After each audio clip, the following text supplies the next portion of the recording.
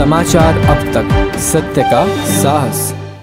सांस्कृतिक कार्य संचालनालयाच्या वतीने व जिल्हा प्रशासनाच्या समन्वयाने आयोजित 5 दिवसीय महासांस्कृतिक महोत्सवाचा प्रभू श्री रामचंद्रांच्या वास्तव्याने पुनीत झालेल्या रामटेक येथून थाटात शुभारंभ झाला।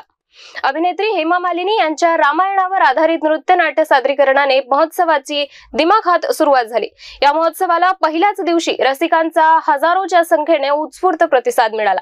रामटेक येथील गर्दीने तुडुंब भरलेल्या नेहरू मैदानात रामायणातील विविध प्रसंग आज जिल्हावासियांनी याची देही याची डोळा अनुभवले।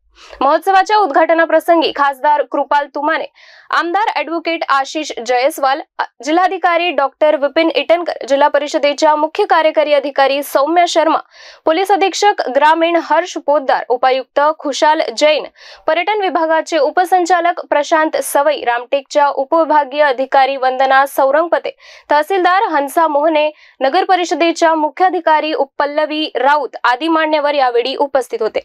मुख्य कार्यक्रमस्थळी भव्य आकाराचा स्टेज उभारण्यात आला। या स्टेजवर स्वप्नसुंदरी अशी ओळख असलेल्या हेमा मालिनी व त्यांच्या चमूने नृत्यनाट्याचे सादरीकरण केले।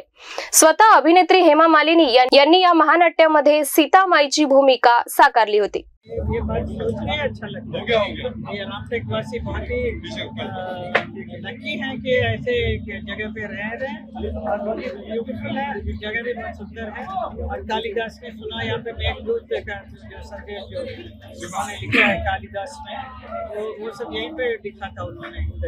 तो हमने बहुत कुछ सुनने में आ रहा है रामटेक के बारे में। इससे पहले मैं कभी आई नहीं, पहली बार आई हूँ, अच्छा लगा और यहाँ पर आकर रामायण प्रस्तुत करने का अवसर मिला, ये मेरे लिए बहुत ही सौभाग्य की बात है। या नाटकाचे भूषण लखंद्री यांनी दिग्दर्शन केले। संगीत आणि स्वर रवींद्र जैन यांचा तर गायन सुरेश वाडकर, सुधा कृष्णमूर्ती, सुशील कुमार यांनी केले आहे। नाट्याची सुरुवात गणेश वंदनेने करण्यात आली।